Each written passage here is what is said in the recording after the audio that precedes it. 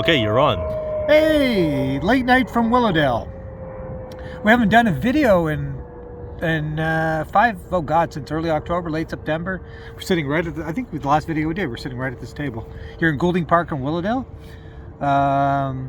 So yeah, just Khalid suggested we do a video tonight. I wanted to talk about an old friend that had passed away, and I thought maybe a video of remembrance is a good thing. And then we'll talk maybe about a few other things, but they are, I guess, interrelated. So yeah, an old friend who I hadn't seen in many years, since the late 1980s, Ken Hancock, passed away on Sunday, on March 7th. And it brought back lots of memories of the years in the anti-war movement of the 1980s, the peace movement of the 1980s. And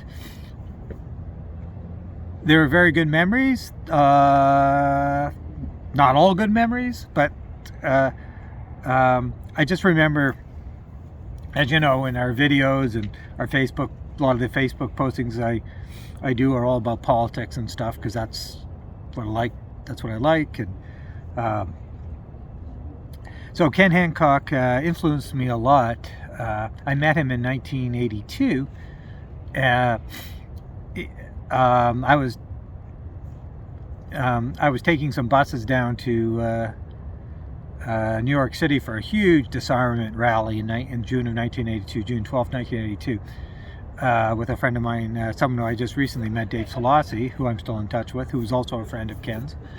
And I was taking these and anyways, I was trying to promote the buses and get people on the buses. And anyways, I got involved with the Cruise Missile Conversion Project, which was an organization that was started a couple of years previous to combat a contract at Lytton Industries, Lytton Canada, part of U.S. Lytton Industries then. The Canadian unit was building guidance systems for cruise missiles. So out in Rexdale, in northwest Toronto. So, anyways, I got through organizing these buses down New York City in June 1992. I got involved with the Cruise Missile Conversion Project, and I met Ken Hancock, I guess, in sometime in the summer of 1982, and we got involved in organizing a big rally in Ottawa. Canada was beginning to test cruise missiles for the United States in Western Canada, and we got involved in I was involved with a number of other people, Bob Penner and a bunch of Robert Spenceley and a bunch of other people, to organize this big rally in Ottawa against the testing of the cruise missile in Western Canada. And I got to know Ken quite well through this stuff, and there's lots to say about all of that. It was a very interesting time.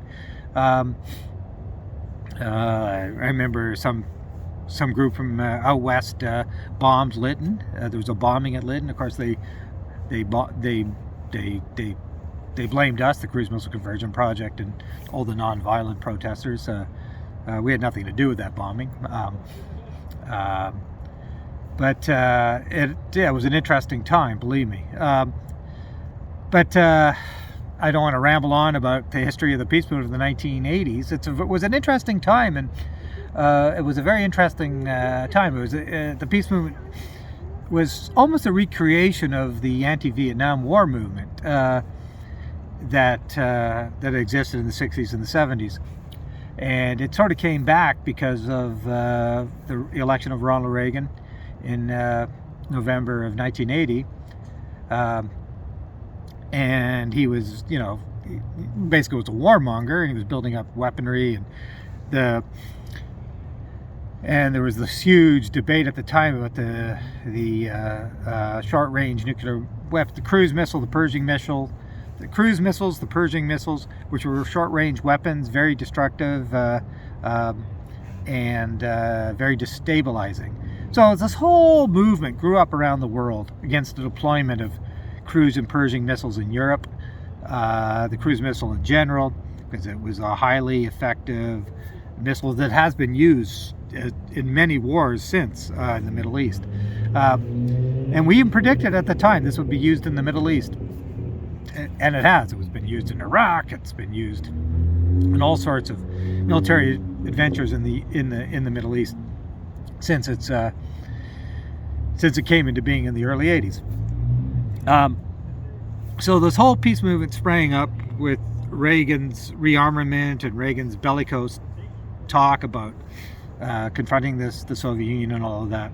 So this whole peace movement grew up worldwide, but mostly in Western Europe, North America, Japan, Australia, and we were part of that. And that's how I got to know Ken Hancock. And we had, Ken and I, all relationships were complex, but I learned a lot from him. Ken had a good sense of humor. He was sarcastic. He was cynical. He didn't believe in it all.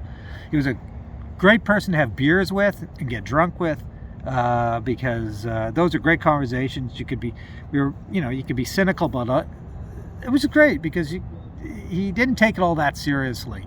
And you know how some people take it all too seriously. He was a fun person to be with, and many pitchers of beer at the Wheat Chief Tavern at King and Bathurst in downtown Toronto over the years. And I learned a lot from him, and he taught a lot of people, like I was in my early 20s, about the peace movement, politics, civil disobedience. What was the one biggest lesson you learned from him? Reading books and reading serious newspapers and critical thinking. And Ken was a voracious reader, and I'm glad tonight we posted all those books and we put a dedication to him. Like Ken would have read this book. I just came out recently, Isolationism by Charles Kupchan, who worked in a number of U.S. administrations, and he talks about the American foreign policy and isolationism as a strain of American foreign policy, but how there was also American exceptionalism and then American adventurism, and how U.S. got involved in all these wars, like Vietnam and of course Iraq and Afghanistan, and now there's a real trend to stop this, which we'll talk about in a second. But Ken was a voracious reader. He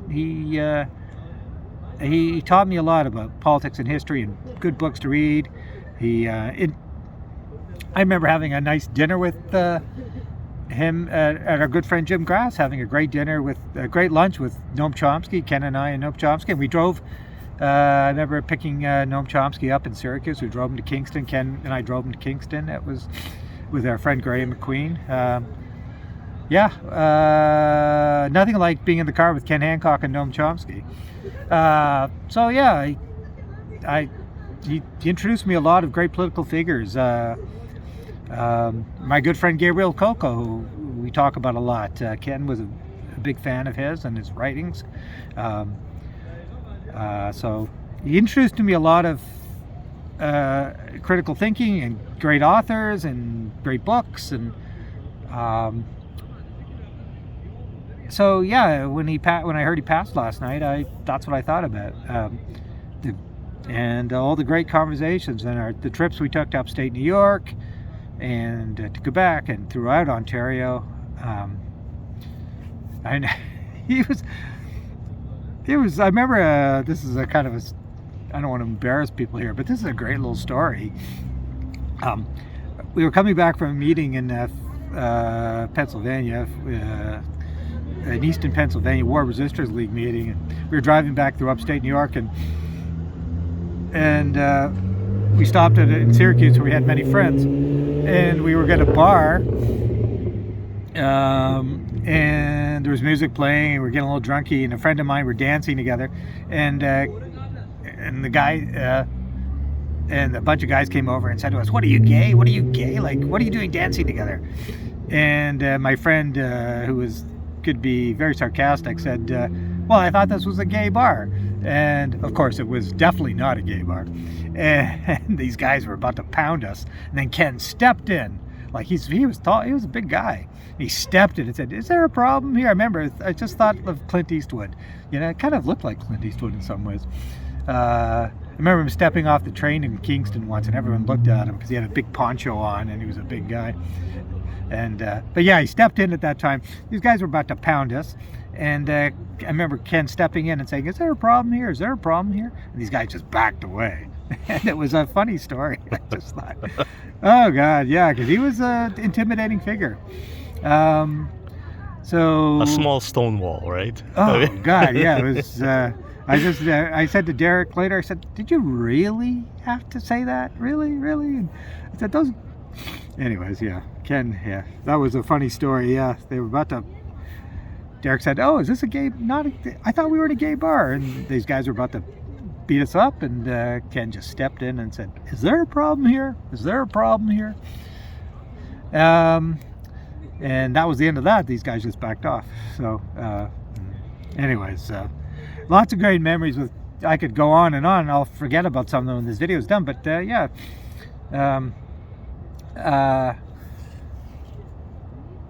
You know, the 1980s was a very interesting time. It was and the Vietnam sort of anti-war movement had sort of come back together. And yeah, Ken introduced me to, you know, Dave Dellinger from the Chicago 7. You know, recently a big movie, right? I gave Ken put me in touch with him, and he used to be a regular in one of our radio shows. Yeah, the Berrigans. Ken was a friend with the Berrigans, and great. Spent some nice times with Phil Berrigan. You know, the Berrigan brothers were instrumental in the war to stop the fight to stop the Vietnam War. In fact, many thought it was the Berrigan brothers, with the burning of the napalm cards, that single-handedly stopped Richard Nixon from nuking Vietnam. Yeah, it's. You know, to be in the presence of these people, and Ken knew them, and I remember that one nice, I think it was 1986, sitting at the Wheat Chief with Phil Berrigan, with Ken and Phil Berrigan, and Deb, his good friend Deb Ellis, who's now gone on to be a famous Canadian author. Yeah, lots of memories. I could ramble on, but I guess the essence of Ken was he taught a lot of people about thinking critically, and introduced them to politics and history, and recommended books, and he did it all outside of academia, basically. He did it all outside of academia. This is a classic example. Is you don't have to be a university professor. You learn a lot from people like Ken, who read a lot, and you learn a lot more about life and politics and history from a guy like Ken than you would from any university professor. I'm glad you brought that up, because that's so true.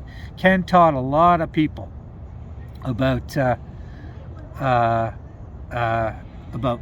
politics and history, and he recommended authors and books to read, and so yeah, that was one of his unofficial achievements, right? Yeah, exactly, unofficial achievements.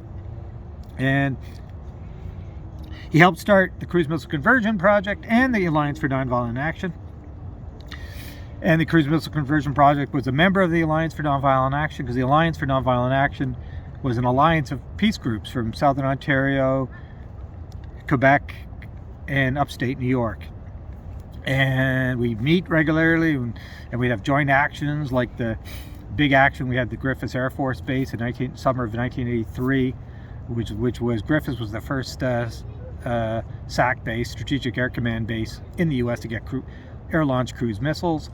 And we had a big action there in the summer of 1983. So the alliance was very effective, and we had a lot of Americans came up to support the actions out at Lytton, and yeah, lots of history. We could go on and on about it, and I'm rambling, but there's a lot of history there, and there's a lot of good stuff that happened in the 1980s. So yeah, the peace movement sort of petered out in, I would say, 86, 87. It was very dynamic, 81 to 86, 87. Ken was very involved in the 1988 when the G7 held its meetings in Toronto. There was a big protest against that, and Ken was very involved in that. And I sort of lost touch with him after that. So I wasn't really involved in that. I wasn't involved in that, but he was very involved in that in 1988.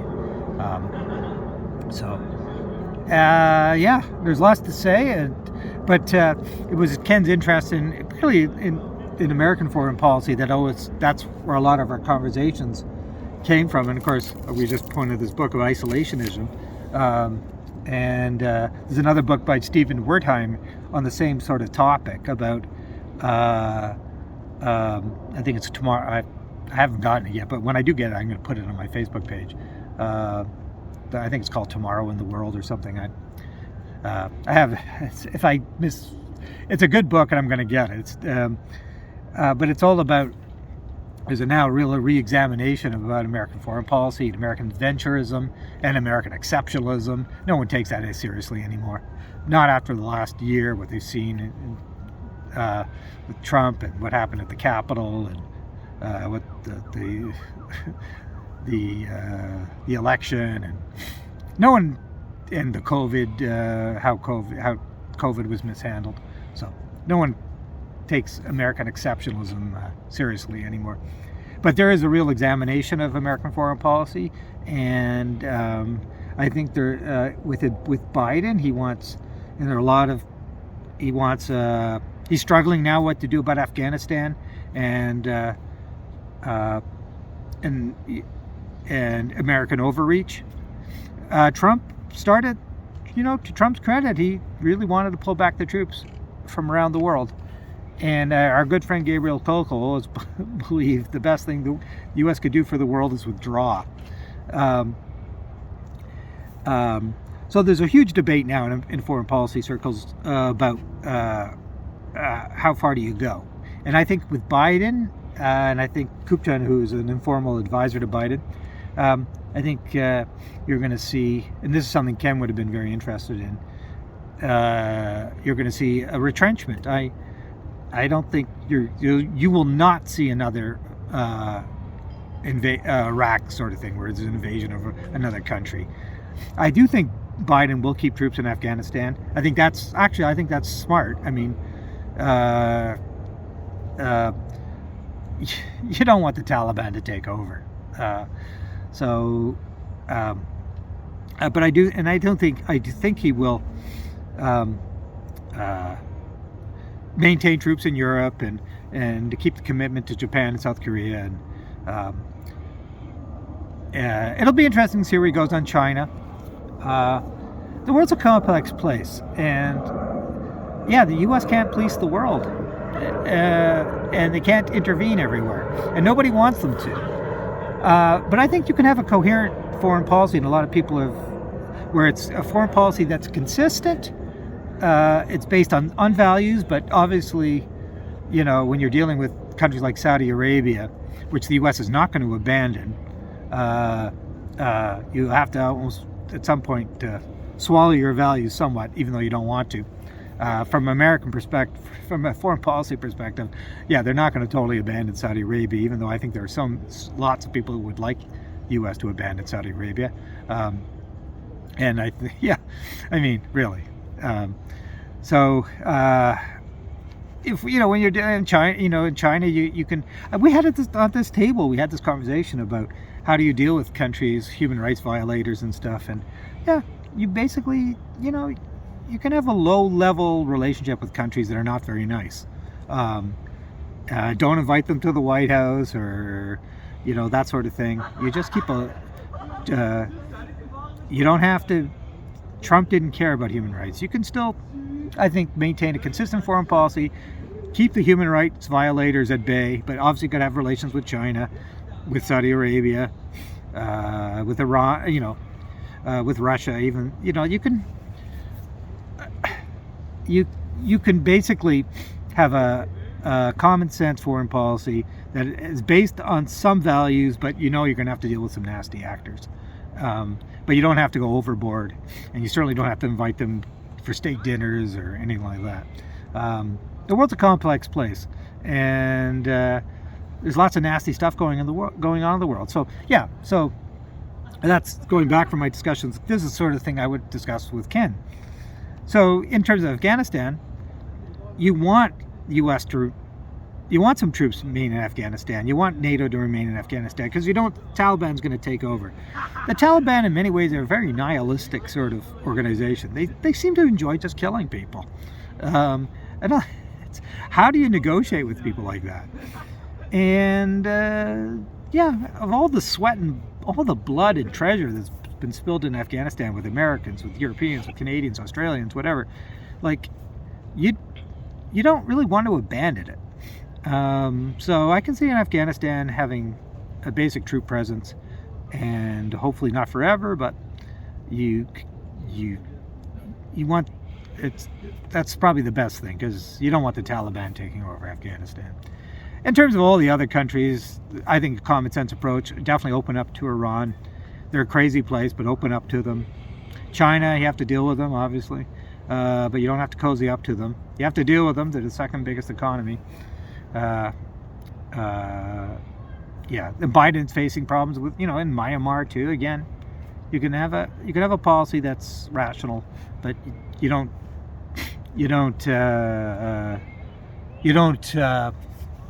reward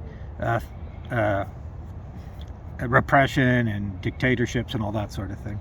I'd be kind of inarticulate here, but there's a way to do it. I think there's a way to run a relatively moral foreign policy, but as long as it's consistent and people know where you stand. And I could go on and on about this, and there are lots of books written about this, but I think Biden will have, got to give Trump credit. Following what Trump is, the U.S. is heading to a less interventionist policy, and that's good for the world. But they're, they still have their interests, and a lot of the West still depends on the U.S. I'm sorry, Clee, our oldest audience, because now I'm gonna have to use the washroom too. So, yeah. Let's wrap this up. There's lots more to say about stuff going on in the world. Just in ending, this conversation I'm having is the kind of conversation I would have had at Ken. And these conversations are good conversations, and people need to have them at bars and stuff. And people need to read. People need to read good newspapers, and need to think, and need to talk about all sorts of issues. And we haven't really talked about Canada or anything. We've been talking about the U.S., but we've been talking about Ken. But to end this video is, because this is about Ken. It's he liked good conversations, and he liked people who read a lot of books, and he liked people who knew about history, and he liked. And he loved to debate stuff and debate issues over a few beers, and that's a good thing. And I learned a lot from him, and so did so many others. So this video is about Ken and the exploration of intellectualism and debate and activism, and he taught a lot. And I say, rest in peace, Ken. You did change the world, and that's why I leave it.